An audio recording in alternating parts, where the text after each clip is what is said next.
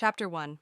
We start off in front of the Demon Lord's castle. We see three girls standing at one side as our MC asks them, "What's wrong?" He asks them if it's about the strategy for fighting the Demon Lord.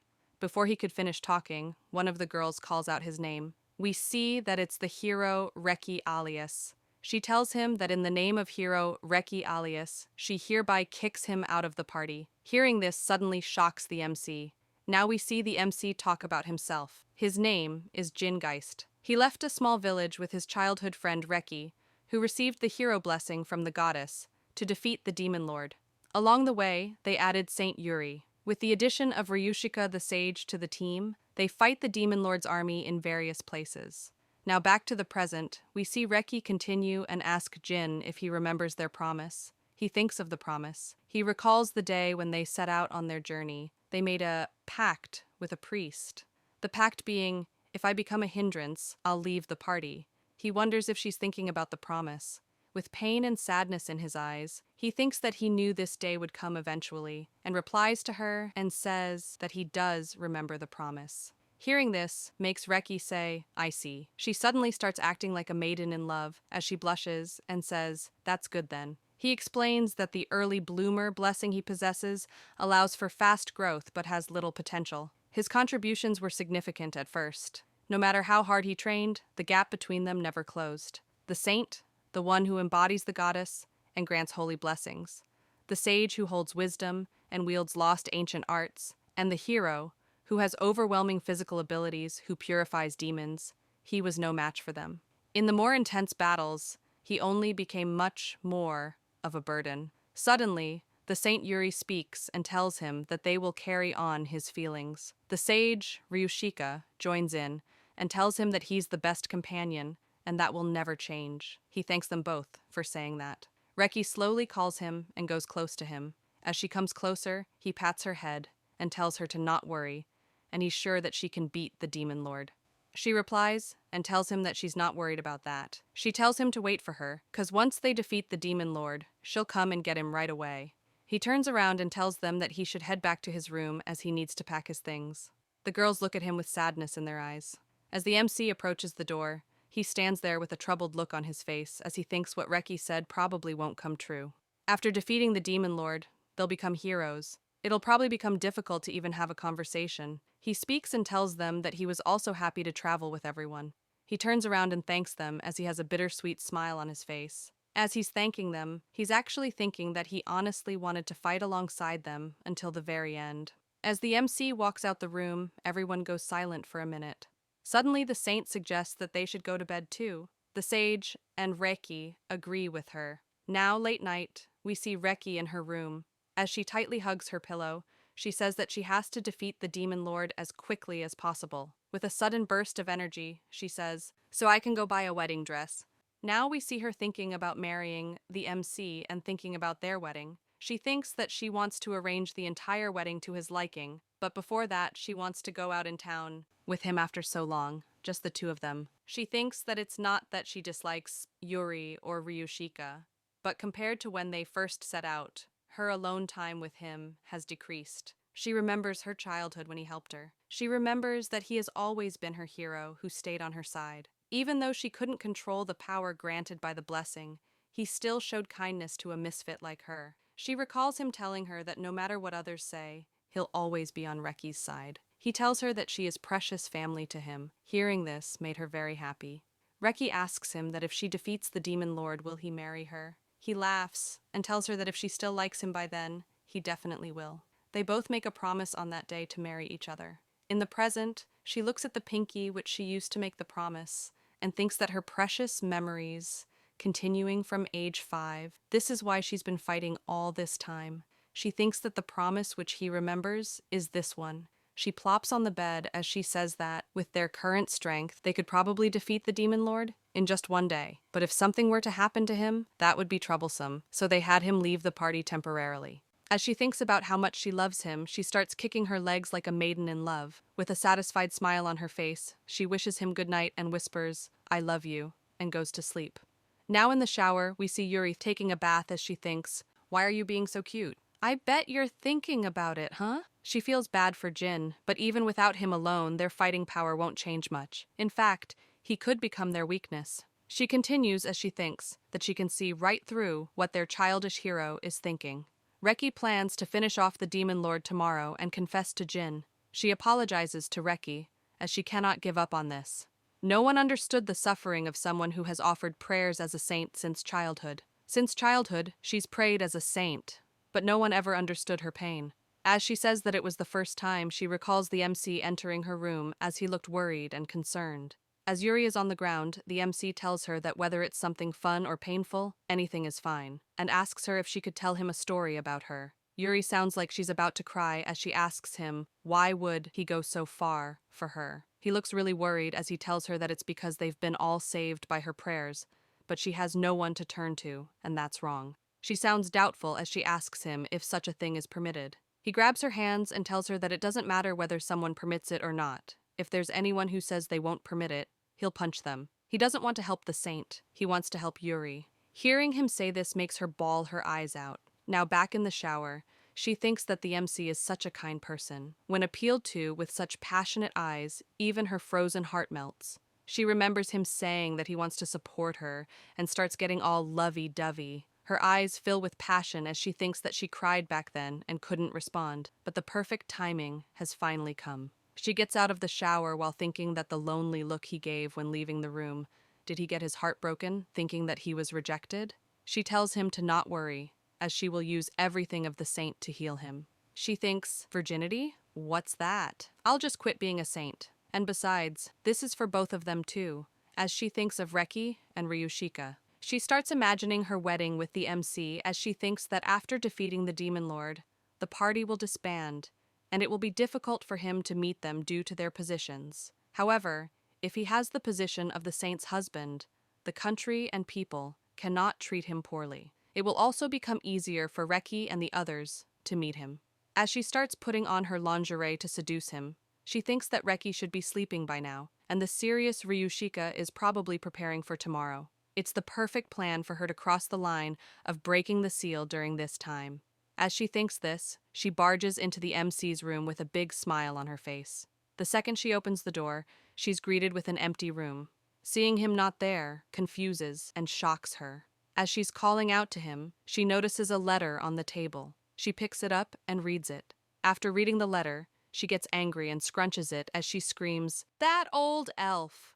In another part, we see a magic circle appear. We see that it's the MC and Ryushika. He thanks her for coming all the way to the village. She brushes it off and tells him that teleportation is child's play. He tells her that she said before that it's a secret art only sages can use. With a gentle smile, she replies that it's for a friend, so she doesn't mind. Besides, she was actually interested in his hometown too, and asks him if he'll show her around. He looks at her with a sense of ease and pain as he thinks that he is grateful that Ryushika brought him. He didn't know what face to show everyone. As he picks his things up and starts walking, he tells her that he's always indebted to her. She replies and asks him if he's still saying that. She just needs to return by tomorrow morning. She bends down and looks at him with an innocent gaze as she tells him, until then, wanting to deepen bonds with companions isn't a bad thing, right? He smiles as he tells her that it's true and he's really happy. Honestly, he was a bit down. As he walks in the front, he tells her that he can't offer much hospitality,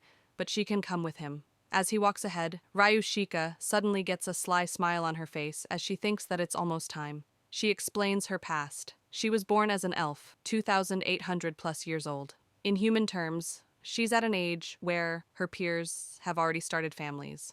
But she was so absorbed in research that she had no time to think about marriage. Before she knew it, she had both feet firmly planted in spinsterhood. One day she returned to an empty home as usual, and the reality of her being single hit her and broke her mental. She cried to her parents, but it was already too late. No man wanted a woman like her, even though she has the sage's blessing. Perhaps because she is a sage, she was avoided. In the end, she couldn't even get marriage meetings. She took this as an opportunity and chose to accompany the hero in her journey. She now recalls one of the nights when the party camped, when she tried to make her spinsterhood into a joke, but he told her that Ryushika is considerate and wonderful. He's sure that she'll make a great wife. Hearing this makes her happy. She shyly asks him if she's completely hopeless by then. She'll just make him take her. He laughs and tells her that if someone like him is okay, he'd be happy to. Hearing this makes her blush, as she has completely fallen in love with him. And also, he smiles and tells her that she is really reliable and thanks her for always helping them. Hearing this makes her meter go up. He continues and tells her that he prefers older women. Hearing this lands a critical hit on her, and her meter goes off the charts. Back to the present, as she looks at his back, she thinks that it's almost time. Soon, the strong yet gentle boy will be hers. They stand at the fence of a house as he tells her that this is his house. He starts feeling nervous because he doesn't know how to face his family. Suddenly, she puts her hand on his shoulder. With a gentle smile, she tells him that he has certainly saved people, so he can walk through that door with pride. With this bit of encouragement, he goes ahead and knocks on the door. His dad opens the door as he asks who it is. He gets surprised as he sees his son standing in front of him. The MC tells his dad that he's home as he gets emotional. The dad screams and tells the mom that Jin has come home. Hearing this surprises her as she welcomes him home. The dad sees Ryushika in the back and asks him who that lady is. The MC tries to introduce her, but suddenly she introduces herself and calls them mother-in-law and father-in-law and tells them that she's the MC's fiancé. Hearing this surprises and confuses the MC. The parents get shocked hearing this and scream. Now we see them talking as they sit down together. The mother says that Ryushika really does love Jin, as the father says that Jin is so lucky to catch such a beauty. Ryushika smiles and tells them that she wanted to greet them both today. As they are talking about this, we see the MC in the back, still trying to process the situation as he is shocked. He finally gets back from the shock and tells Ryushika to wait, and tells him that they need to talk about their future now. Hearing this surprises the parents. As the MC is sweating bullets, she puts her hand on his shoulder and tells him to listen to her without being surprised. She blushes real hard as she tells him that she likes him. He panics and tells her to wait. As he blushes, he tells her that she never once showed such signs. She continues and tells him that before, when she asked him if he'd take her if she couldn't get married, he said, "I'd be happy to." He suddenly remembers when he said that as he blushes. He gets concerned and asks her, "What about the demon lord? And without the sage, those two can't." She interrupts and tells him that she'll head there right away after spending one night with him. Hearing her say that she wants to do him one night shocks him. Ryushika tells him that she's serious about this and that she seriously likes him. She thinks he's the only one for her. He starts thinking that she is certainly a wonderful woman, but suddenly becoming husband and wife is a bit too much. But the second he thinks of husband and wife, he thinks that maybe it's not such a bad idea. He stands there as he says her name and looks at her. He sees her blushing and waiting for his answer, as he tells himself to think carefully. Will there be any woman who will marry him in the future? With good style and equipment and a calm atmosphere, Ryushika is wonderful. He respects her as a person too, and the chance to marry such a woman. Suddenly we see that everything which the MC thought was actually his father saying it, trying to convince him from the side. Seeing that his father is doing this, he tells Ryushika that they should go outside for a bit. Now, we see him take her outside. He suddenly does the famous Japanese wall slam and traps her.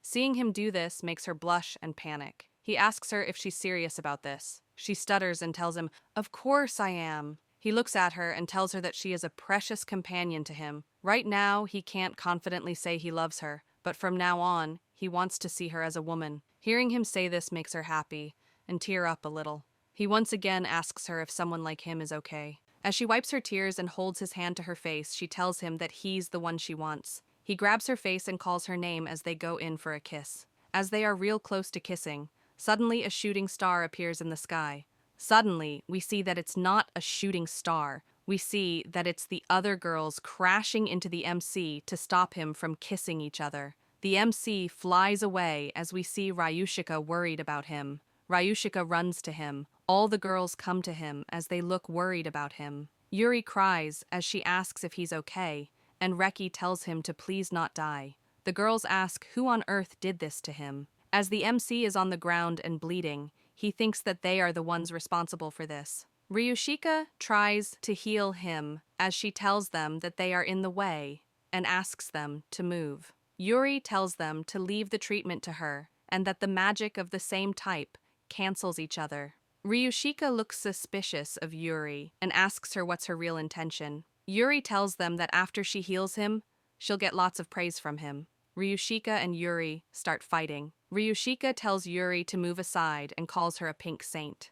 Yuri screams and tells her that she doesn't need to touch his side for healing magic. Seeing them both fight annoys Rika. She tells them both to move aside. Rika starts blushing as she tells them that she'll give him mouth-to-mouth resuscitation. Hearing this makes Yuri and Ryushika scream and tell her that mouth-to-mouth isn't relevant right now.